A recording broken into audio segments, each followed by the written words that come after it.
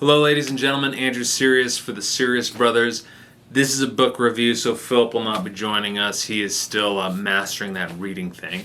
But anyways, today I'm going to be talking about Mindset by Carol Dweck. At least that's how I believe you pronounce her last name. Mindset is a book from 2006, a bit old, but it caught my attention at the local Barnes & Noble. Yes, you still are legally allowed to buy books in a bookstore. It doesn't necessarily have to be off Amazon or perhaps eBay. But mindset, the concept, extremely important. Your mindset can really manifest how successful you are in life. A mindset that is extremely pessimistic, believing that you're a failure before you even try, the common phrase. Whether you believe you can or believe you can't, you're probably right. And there's a lot of truth to that. Carol Dweck breaks it down into two basic mindsets, a growth mindset and a fixed mindset, and it's relatively straightforward. In fact, that would be my biggest criticism of this book, which we'll get to in a second. But a growth mindset is basically, I'm here, but I am going to get much further. Like, I'm going to figure this out. I'm going to work step by step to get this. A fixed mindset is along the lines of, I'm great, or perhaps I'm horrible, one or the other. And that's just what it is. It's sort of does talent get you there, or does effort get you there? And if you're great at something, there's no reason to improve. And if you're terrible at something, there's no reason to try. So a fixed mindset is very, very restrictive. It's hard to improve with it, obviously speaking. Now, I think, Professor Dweck definitely settles on the idea that, it's all environment. It's all, you can change your mindset from a fixed to a growth, which is true. And it pretty much like talent doesn't exist. And I think that's going too far. I don't think she uses those exact words, but she implies it in a lot of places. And, there is talent. People are, we're not all complete blank slates, but there is a lot to this. If you settle with this fixed mindset, you are likely to basically be stuck. And I think a lot of it kind of came home to me with two similar sort of phrases I heard recently. One is a bit older, is if you're at a poker table and in 15 minutes you haven't figured out who the patsy is, you're the patsy.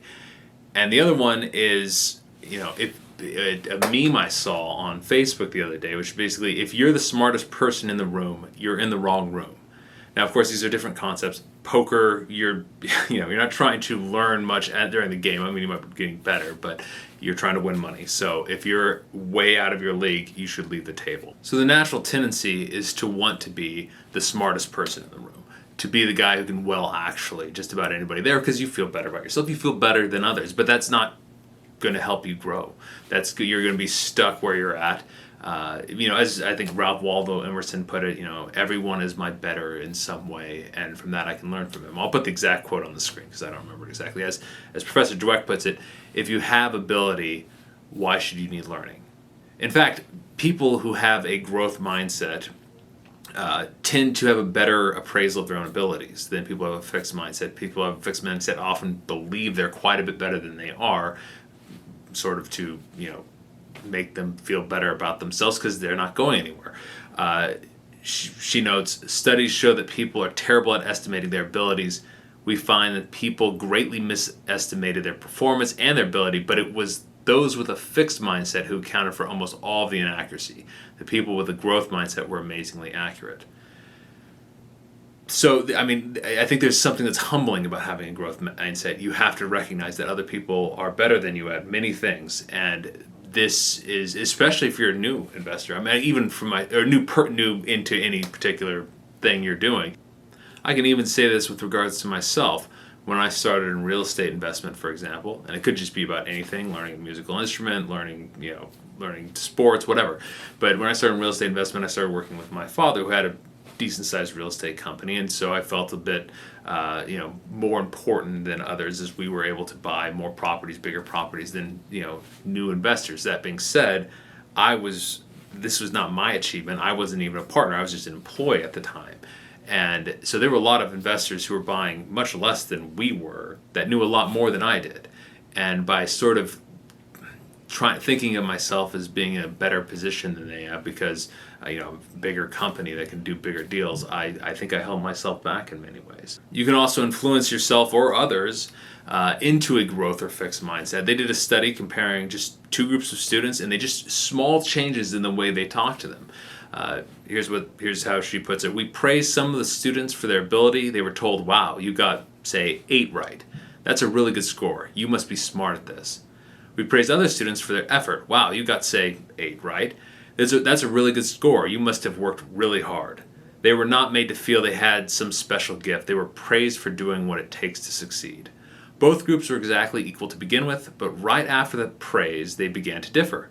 As we feared, the ability praise pushed students right into the fixed mindset, and they showed all the signs of it too. When we gave them a choice, they rejected a challenging new task that they could learn from. They didn't want to do anything that could expose their flaws and call into question their talent.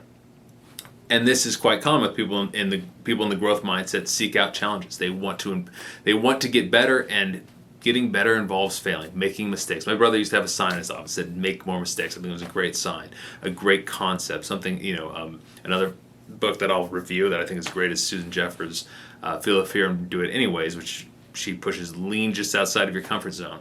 That way you're not completely failing, but you will make plenty of mistakes. People in a fixed mindset, they don't want to lean outside the comfort zone. They want to do the exact same thing. If you've learned the guitar, play that simple song that you've learned, and not struggle with the hard one that will make you grow. I think a lot of this can also highlight, although she doesn't reference it, the failure of the self-esteem movement. Tell kids they're wonderful no matter what, and give them participation trophies.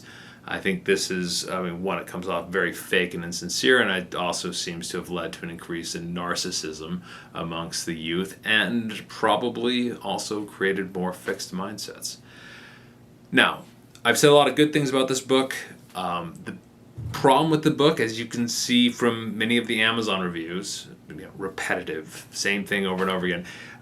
This is a fantastic essay that is stretched into a 260-page book. It goes over this concept, the concept of growth mindset versus fixed mindset. It can be explained in a paragraph. And then, and there's plenty of examples you can give, but then gives examples in sports and business and music and over and over and over again. The first 70 pages I thought were great. The next almost 200 I felt were pretty much the same thing, just stated over and over again. I guess when it comes to book deals, they want you to reach a certain number of words, certain number of pages. But with regards to this concept, there really isn't enough there to do it. Now, it's an extremely important concept. It's well put, it's well stated throughout the book, but it's just, you can probably read the first 50, 60 pages and get everything you need to get out of it.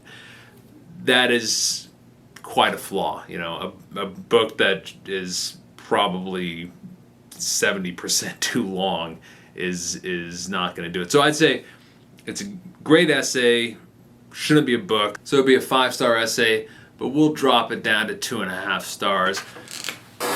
Worth reading the first 50 pages, or maybe a long book review, or maybe this video. But the entire thing, there are better books out there. Anyways, please subscribe, share. Thank you for watching, and we'll see you soon.